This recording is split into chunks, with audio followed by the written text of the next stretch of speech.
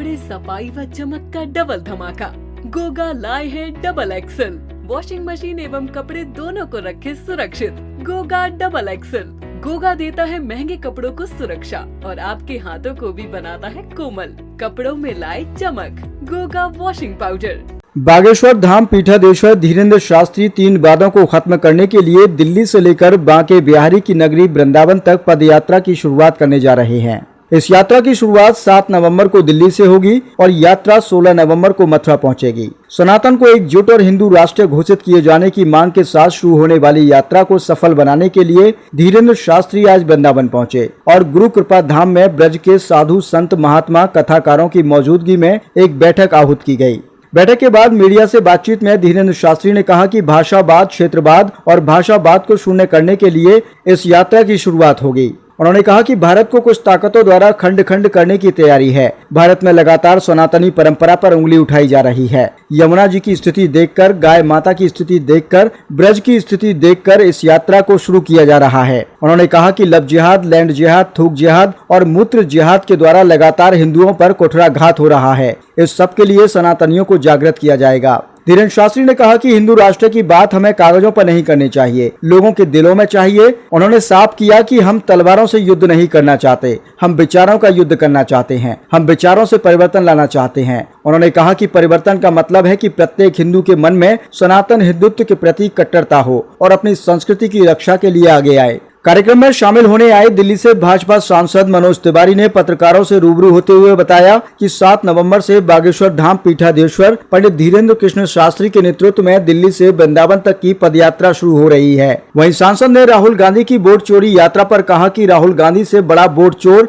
राहुल गांधी से बड़ा देश का शांति चोर, राहुल गांधी से बड़ा इस देश का भ्रष्टाचारी और बेईमान और कौन हो सकता है। और राहुल गांधी जिस बात की लड़ाई लड़ रहे हैं वो लड़ाई है सनातन को नष्ट करने वालों की। अभी हाल ही में आपने देखा हुआ कि तमिलनाडु में स्टालिन भी यात्रा में उनके साथ थे। वो साफ कहते हैं कि हम सनातन को नष्ट करने जा रहे हैं और अब कोई बात छुपी नहीं है। फिर भी सनातन सुरक्षित है, लेकिन लोगों को इसके लिए सड़कों पे आकर इसको जगाने के लिए सतत प्रयास करते रहना चाहिए। वहीं सांसद ने मंदिर अधिग्रहण पर बोलते हुए कहा कि सरकार मंदिरों का सुंदरीकरण हो रहा है, न कि मंदिरों का अधिग्रहण कभी नहीं होगा।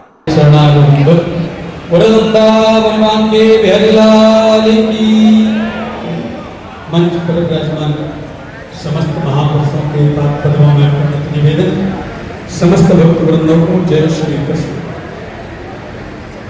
प्रातस्मरणीय परम पूजनीय पूज्य गीतानंद जी महाराज श्री के इस पावन प्रांगण में आज बागेश्वर धाम से इस प्रकार से संकल्प लेकर देश में हिंदू जागरण के लिए, देश की एकता के लिए, देश की समता के लिए तथा समस्त प्रकार की भ्रांतियों की निवृत्ति के लिए जो यात्रा का कार्य किया जा रहा है, इसी प्रकार से आज से 1200 वर्ष पूर्व पूज्यपाद आद्य शंकराचार्य भगवान ने धर्म की पुनर्स्थापना के लिए और बाल्यकाल में ही यात्रा करी थी, जो दक्षिण से लेकर के और उत्तर तक यात्रा गई और उसका प्रभाव ये रहा कि हमारा सनातन धर्म पुनर्स्थापित होकर के और प्रफुल्लित हुआ है। उसी प्रकार से श्री बागेश्वर धाम श्री धीरेन्द्र शास्त्री जी महाराज जिस प्रकार से हिंदू राष्ट्र के लिए समस्त प्रकार के धार्मिक चिन्हों को पुनः स्थापित करने के लिए यह यात्रा निकाल रहे हैं। हम सभी व्यास मंडल अथवा ब्राह्मण समाज अखिल भारतवर्षीय ब्राह्मण सभा की ओर से आश्वासन है कि सभी विप्र एक साथ आपके पूरी यात्रा में चलेंगे, पूर्ण सहयोग देकर के यात्रा को सफल बनाने का कार्य। भगवान की रहेगी और हम सब मिलकर के सनातन की सेवा करें, यही इस कार्य का उद्देश्य। आपने कहा कि बटेंगे नहीं, एकजुटता होकर रहेंगे। हाँ, सबको संगठित होने की जरूरत है। यदि हम संगठित रहे तो सब काम होगा। यमुना की भी बात आ रही है। हाँ, मदिरा की भी आ रही है। यमुना जी की भी शुद्धि होनी जरूरी है। मांस मदिरा का ब्रज मंडल में ना हो, ये सब चीजें बंद हो, ये सबकी एकजुटता से सब कार्य हो सकता है। भाई हम तो कहते 4 पैदा करो, 5 पैदा करो, क्या दिक्कत है? कैसे आप कह रहे हैं कि एकता होगी? एकता यदि हम सब प्रयास कर लें, सोचिए सारे सनातनी प्रयास कर लें कि हम एक रहेंगे, तो कौन रोक सकता है? नहीं, कोई बात नहीं। मंदिरों का जिस तरह से एक संत एक दूसरे पर प्राप्त करना, सभी संत प्रेम से रहें और सभी की जरूरत इस देश को है। सभी एकजुट होंगे तभी इस राष्ट्र का कुछ आगे कार्य होगा। आपस में ही लड़ते रहेंगे तो कैसे काम बनेगा? क्या मंदिरों का सरकारी अधिग्रहण होना चाहिए? भाई, जो सरकार जिन मंदिरों को बनाए, जहाँ पे पहले मंदिर थे, मस्जिद ऊपर बनी, वो तोड़ करके मंदिर निकाला जाए, फिर वो तो सरकार ले। पर जो मंदिर जहाँ थे प्राचीन परंपरा से चले आ रहे थे, वो उसी परंपरा से चलने चाहिए। के 7 नवंबर से और दिल्ली से वृंदावन तक की पदयात्रा शुरू हो रही है। बागेश्वर पीठाधीश्वर धीरेन्द्र शास्त्री जी की उपस्थिति और उनके नेतृत्व में और उससे संबंधित आज एक बड़ी बैठक हुई यहाँ पर। इस बैठक में वृंदावन के बड़े बड़े संत, महात्मा, विद्वान, कथाकार उपस्थित हुए, कई मंदिरों के लोग। और सबसे महत्वपूर्ण बात यह है कि सनातन बढ़ेगा तो दुनिया में शांति होगी। मैं भी इससे जुड़ा हुआ हूँ और मैं स्वयं दिल्ली से 7 नवंबर को पदयात्रा में साथ रहूंगा। वृंदावन में आए तो वृंदावन के लोग जगह जगह, वृंदावन के लोग तो स्वागत करेंगे, जगह जगह में भी गांव के लोग निकले आए, क्योंकि ये सनातन की यात्रा है। इस यात्रा से सनातन हिंदुत्व, इसको मजबूती मिलेगी।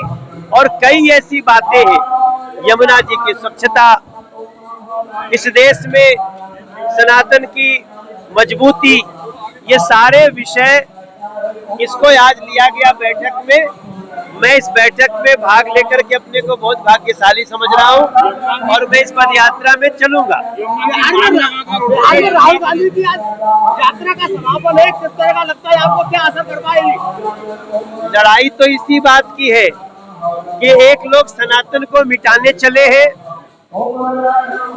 और दूसरा पक्ष सनातन को मजबूती देने चला है।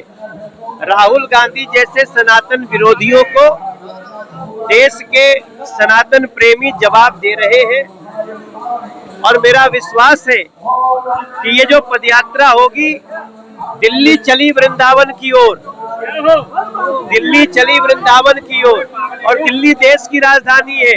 तो मेरा अनुमान है कि इसमें लाखों की संख्या में लोगों को आना चाहिए, ताकि जो हमारा संदेश है हम दुनिया को धीरेन्द्र शास्त्री जी और इस देश के बड़े बड़े महापुरुषों के नेतृत्व में दे सके। राहुल गांधी वोट चोर की यात्रा निकाल रहे हैं, क्या लगता है वोट नहीं देंगे? राहुल गांधी से बड़ा वोट चोर, राहुल गांधी से बड़ा इस देश का शांति चोर, राहुल गांधी से बड़ा इस देश का भ्रष्टाचारी, बेईमान और कौन हो सकता है?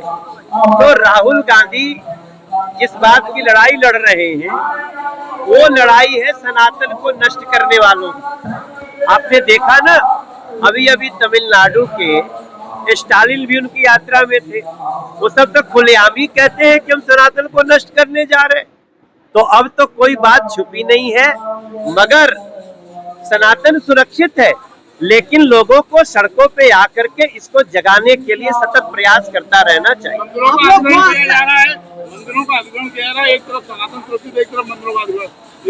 कोई नहीं, मंदिरों का सुंदरीकरण हो रहा है, मंदिरों का अधिग्रहण कभी नहीं हो सकता। वो हत्या रोकना चाहते हैं, वैसे ही इस देश में तो दीप जो है, मांस की निर्यात जो है बढ़ती जा रही है लगातार। देखिए, कानून तो बन चुका है, लेकिन कई ऐसे राज्य हैं जहां पे कांग्रेस की सरकार है या दूसरों की सरकार है, टीएमसी की सरकार है, वो लोग इस कानून की धज्जियां उड़ा रहे हैं। तो राज्य सरकार तो कानून का पालन कराने के लिए होती है। अगर वही कानून तोड़ने पे आ जाए तो निश्चित रूप से गौरक्षकों को तकलीफ होती है।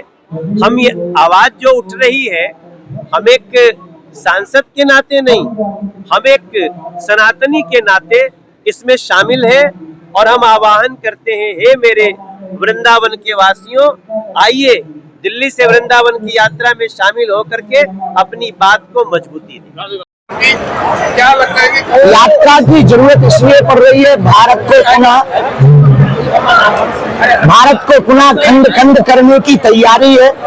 भारत में लगातार विदेशी ताकतें सक्रिय हैं, सनातनीय परंपरा पर लगातार उंगली उठाई जा रही है। यमुना जी की स्थिति देखकर, गौ माता की स्थिति देखकर, ब्रज की स्थिति देखकर और विदेशी ताकतें लव जिहाद, लैंड जिहाद, थूक जिहाद, मूत्र जिहाद के द्वारा लगातार हिंदुओं पर जो कुठाराघात हो रहा है, उस कुठाराघात को हटाने के लिए जो जातियों में विद्वेष मचा, जो जातिवाद, क्षेत्रवाद, भाषावाद मचा, उन तीनों वादों को शून्य करने के लिए, भाषावाद, क्षेत्रवाद और जातिवाद को शून्य करने के लिए हमने पुनः प्रण लिया कि अब दिल्ली से वृंदावन तक हम पुनः पैदल 140 किलोमीटर चलेंगे। इस कात्यायनी माता मंदिर से चलकर श्री धाम वृंदावन आएंगे, बांके बिहारी के दर्शन करके यमुना महारानी के क्षेत्र में पद यात्रा को विराम देंगे। सनातन की सरकार है, सनातन की मांग करी जा रही है जी, सनातन की सरकार है और आप हिंदू राष्ट्र की मांग कर रहे हैं, तो हिंदू राष्ट्र की मांग हमें कागज पे नहीं चाहिए, लोगों के दिलों में चाहिए। हम तलवारों से युद्ध नहीं करना चाहते, विचारों का युद्ध करना चाहते। हम तलवारों से परिवर्तन नहीं लाना चाहते, विचारों से परिवर्तन लाना चाहते। और विचारों का मतलब प्रत्येक व्यक्ति के विचार कट्टर हिंदुत्व के होगा। कट्टर हिंदुत्व का मतलब हमें किसी को मारना या गिराना नहीं है, सबको गले लगाना और अपनी संस्कृति की रक्षा के लिए आगे आना। पहले से हिंदू राष्ट्र घोषित है, अब घोषित की तरफ है, जो हिंदू राष्ट्र मानेगा उससे फायदा होगा, जो नहीं मानेगा नुकसान होगा। बिल्कुल बात सही है। भारत हिंदू राष्ट्र ही है, जहां बहुसंख्यक हिंदू हो वह हिंदू राष्ट्र ही है। लेकिन जो नहीं स्वीकार कर पा रहे हैं, उनको हिंदू राष्ट्र की विचारधारा को स्थापित करने के लिए पद यात्रा।